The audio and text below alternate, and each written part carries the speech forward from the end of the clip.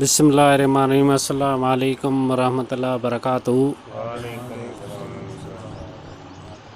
अज असीं ॻोठ मूराणी जे अंदर वेठा आहियूं। सूमार साते जी उताक जे अंदर प्रोग्राम ॾेई रहिया आहियूं।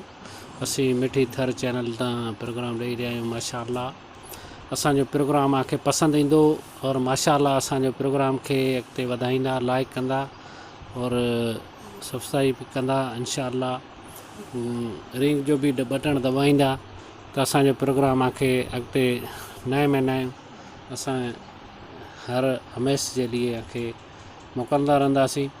त महिरबानी उन वांगियूं जे कचहरी जे अंदरि जेको दोस्त वेठा आहिनि और सिंधी कल्चर जे हिसाब सां जो असांजे हिकिड़ो ख़लीफ़ो बि आहे उमर ख़लीफ़ो ॻोठ मूराणी खां और ॿिया बि दोस्त आहिनि। ही समूह आहे नालो तौरु सुभान समूह ॻोठ रतेतड़ खां आहे। जेको दोस्त आहिनि ॿियो ही नालो चवनि कामल ख़ान वो ॻोठ मूराणी खां। ॻोठ सांतो बि आहे, इहो बि आहिनि, सांता आहिनि, सांता जमात और माशाअल्लाह असांजी कचहरी खे अॻिते वधाईंदे। त पुनू ख़ान आहे, पुनू जेको सांतो आहे त उहो कलाम चवंदो। अॻे असांजो बाबो बि सिंधी ज़बान में कलाम सुठा चवंदो, उन खां सिखियल आहे त उहो कलाम हिकिड़ो ॿुधाईंदो। अस्सलामु अलैकुम। पुनू ऐं कलाम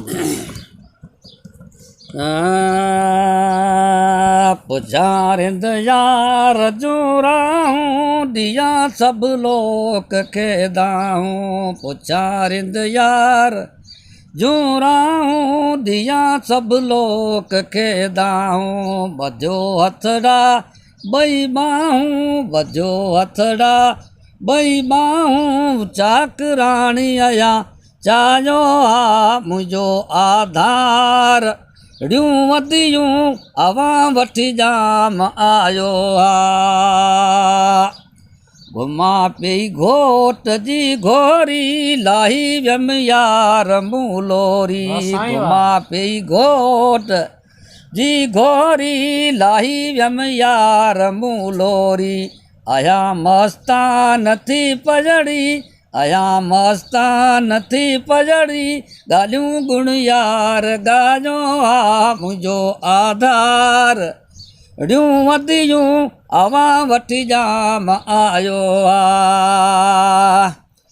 चवे मन ठार दिल मां दी दमन विरे खावां दी। चवेड़े मन ठार दिल मां दी दमन विरे खावां दी। पुछा पंहिंजे यार जा पांदी, पुछा पंहिंजे यार जा पांदी। पलो गिची पांध पायो आ मुंहिंजो आधार। ड़ियूं वधियूं अवां वठी जाम आयो आ। वाह साईं, वाह साईं, शाबाश शाबाश। बहितरीन आवाज़ में असांजे कलाम चई काफ़ी पुनू साते माशाअल्लाह। असांजो जेको कलाम आहे पसंदि ईंदो।